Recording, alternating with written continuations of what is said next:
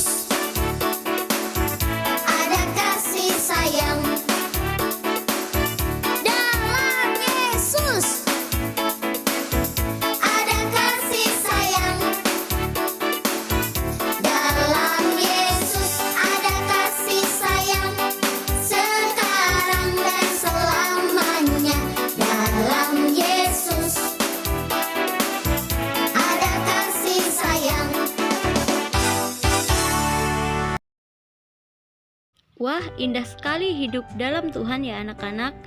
Kita saling bersaudara, tidak pandang itu kaya atau miskin, kulit hitam atau putih, berasal dari daerah yang berbeda-beda, kebiasaan yang berbeda-beda, adat istiadat yang beragam, dan masih banyak yang lainnya.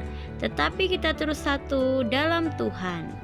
Seperti lagu yang sudah kita nyanyikan bersama-sama tadi, yang berjudul Dalam Tuhan Kita Selalu Bersaudara.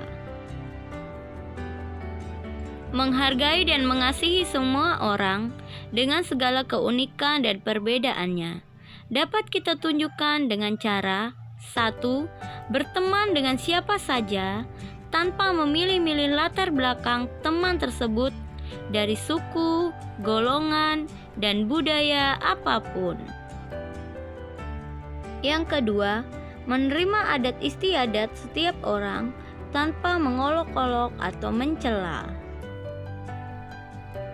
Bersikap rendah hati, tidak menyombongkan suku atau golongannya sebagai yang paling hebat atau paling baik. Sebagai warga Indonesia, kita memiliki tugas dan tanggung jawab sesuai kemampuan kita. Nah, apakah tanggung jawab kita itu? Tanggung jawab yang dapat kita lakukan misalnya, peduli akan kebersihan lingkungan di mana kita berada. Kita juga dapat melakukan kerukunan dan bertoleransi dengan mempraktekkan sikap kasih kepada semua orang. Untuk mewujudkan tanggung jawab sebagai warga yang baik, kita tidak dapat melakukannya sendiri. Kita harus bekerja sama dengan orang lain. Dengan bekerja sama, segala sesuatu yang kita kerjakan akan lebih ringan. Meskipun demikian, kita tidak boleh berharap orang lain yang lebih dulu melakukan tanggung jawab itu. Kitalah yang harus memulai dari diri sendiri. Demikianlah kita memberi contoh baik dalam mewujudkan kehidupan bersama. Dalam kitab Mazmur pasal 67 ayat 5 berbunyi, kiranya suku-suku bangsa bersukacita dan bersorak-sorai, sebab Engkau memerintah bangsa-bangsa dengan adil dan menuntun suku-suku bangsa di atas bumi. Ayat ini menjelaskan kepada kita bahwa kita harus mensyukuri atas pemberian Allah kepada kita. Allah memerintah suku-suku bangsa yang akan memberikan sukacita dan keadilan. Dengan demikian, kita harus bersukacita karena Tuhan memberi keadilan dan menuntun setiap suku bangsa. Kolose pasal 3 ayat 5-11.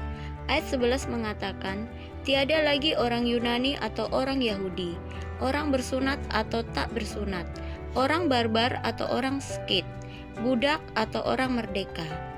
Teks ini menjelaskan bahwa semua orang adalah sama di hadapan Tuhan, meskipun berbeda-beda dan berasal dari berbagai suku bangsa, kita tetap sama. Umat Tuhan harus menunjukkan sikap kasih kepada sesama dengan cara menunjukkan sikap rendah hati, lemah lembut, dan kesabaran.